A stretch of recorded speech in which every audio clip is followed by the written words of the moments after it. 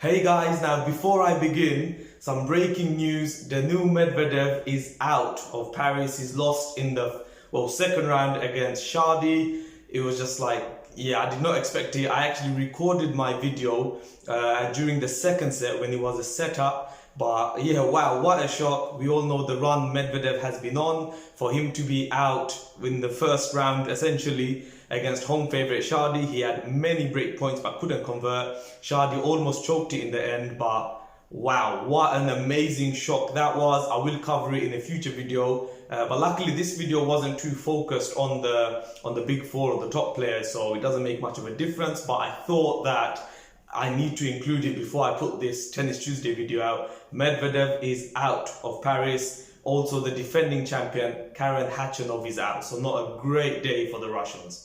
Hi everyone, you're watching Tamit Saleh's Tennis Forum and welcome to this week's Tennis Tuesday video. If you haven't already, then please do subscribe as I do release weekly content. If you want to check out my last video, which was about the Paris draw, which I broke down for you guys, then I'll be putting a link up here somewhere and also in the description below. In this video, I wanted to discuss with you guys on who the last two players will be to qualify for London. As you know, Paris is the last tournament before the World Tour Finals and there are still two places up for grabs. I will be analysing the draw with you guys as well as giving you the results of the poll which I asked you about who will qualify, as well as answering some questions in this video. So a lot to do. So without further ado, let's roll the intro.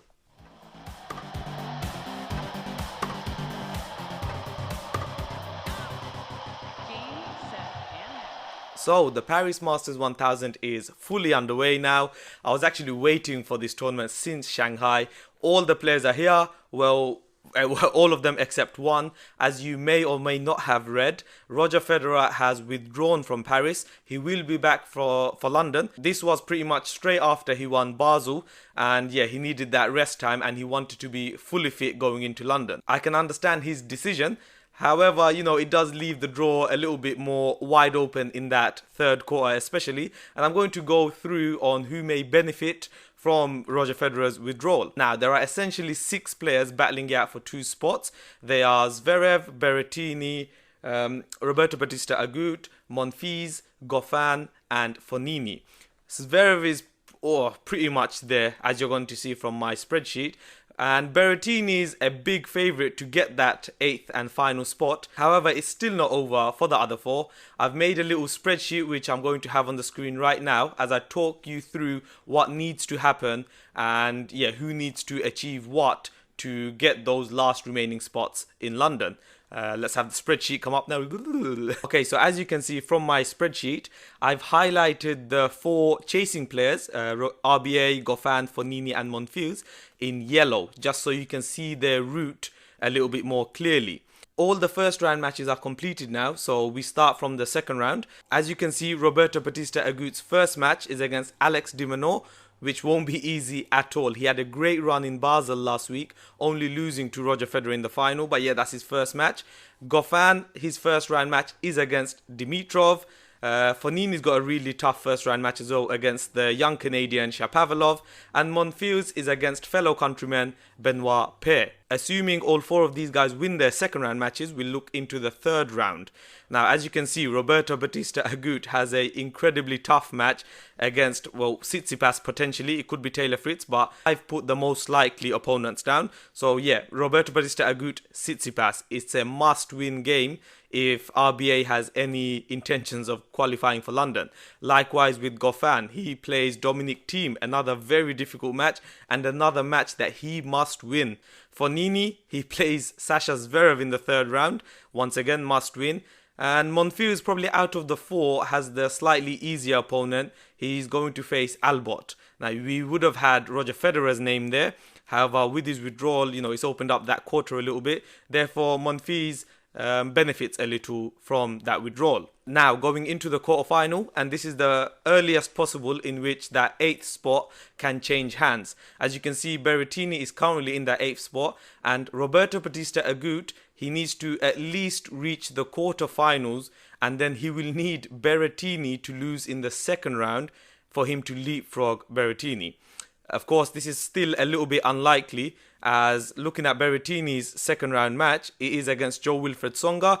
You would still have Berrettini as a favourite to progress. But yeah, if he loses to Tsonga and Roberto Bautista Agut potentially beats Tsitsipas as well in the third round and reaches the quarterfinal, then he will make that final spot. Goffin, Fognini and Monfils, even if they reach the quarterfinal, that is still not enough for them to get that last remaining spot for London. Going into the semi-final, and now it really does open up. We are looking at a lot of ifs and buts. However, Roberto Bautista Agut, if he can beat Novak Djokovic in that quarterfinal, then as long as Berrettini loses in the quarterfinal or before, now that is a bit more likely, as you can see from my spreadsheet. Berrettini is playing Rafa Nadal in the quarterfinal, so it's going to be a very tricky one for him to win anyway. But yeah, if Berrettini loses in the quarterfinal or Sasha Zverev loses in the second round, then Roberto Bautista Agut confirms it. Goffin and Monfils now join the party. If they reach the semi-final, then Berrettini has to lose in the second round and then they can qualify for London. Looking at those quarterfinals, as I've said, it will be very difficult for RBA to beat Tsitsipas and Novak Djokovic back-to-back. David Goffin will have to beat Thiem and then most likely Medvedev in the quarterfinals. And then the third quarterfinal is quite an interesting one. It is Fognini versus Monfils, and at least one of them will be knocked out of the race for London there. So Fognini Monfils in that third quarterfinal will be huge. If RBA does beat Tsitsipas and Djokovic, it does not get any easier for him to reach the final. He will most likely have to beat Daniil Medvedev. Likewise for Goffin, who's in that same half, if he beats Thiem and Medvedev in the quarterfinal, he will most likely have to beat Novak Djokovic. We could have a RBA Goffin semi-final, of course. It is quite unlikely, however, it's still possible. And then one of Fognini or Monfils will make the semi-final. Now going into the final, and I've put the four contenders' names all there. RBA and Goffin in that top half. Fognini and Monfils, one of them to make the final from the bottom half. Now look, I know this is all unlikely, but you know, I'm trying to show you guys all the possibilities. So let's have two of those four in the final. If Roberto Bautista Agut reaches the final, then as long as Berrettini loses in the semi-final or before, or Sasha Zverev in the quarter-final or before, he will confirm his spot.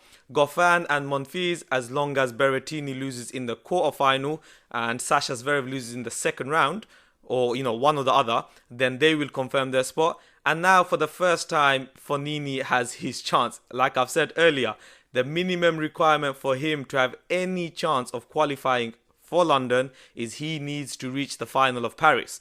If he reaches the final of Paris and Berrettini loses in the quarterfinal or before, then Fognini confirms his spot. That is just simply finishing runner-up in the final. Of course, if any one of these four win the tournament, they confirm their spot at the London World Tour Finals. I really do hope my spreadsheet kind of helped open the draw up for you guys. Look, I know it's all very unlikely and it's probably not going to happen where we're having these guys reach the semi-final, the final. If you look at the quarter-final lineup predicted to the seedings, then of course none of them will make it, except probably Monfils, as he's benefited from Roger Federer withdrawing.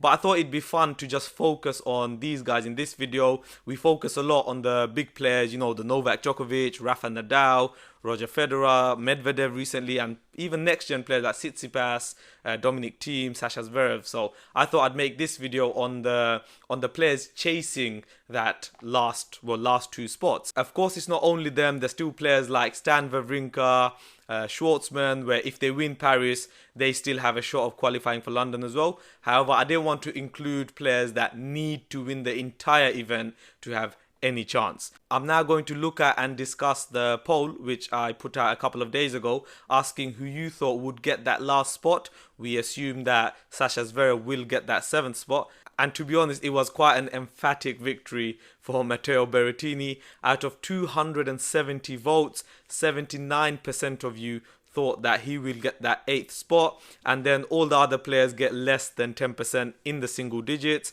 RBA gets 7%, Monfils gets 5%, David Goffin gets 3%, and quite surprisingly, Fognini gets more than the other two. He gets 6%. I mean, considering the fact that he needs to at least reach the final, potentially win it. But yeah, as you can see, big favourite to get that 8th spot is Matteo Berrettini. personally, that Shanghai semi-final really helped his cause a little bit. And since that US Open semi-final where many thought it was a fluke or, you know, a one-off, he has proved that he can be quite consistent as well.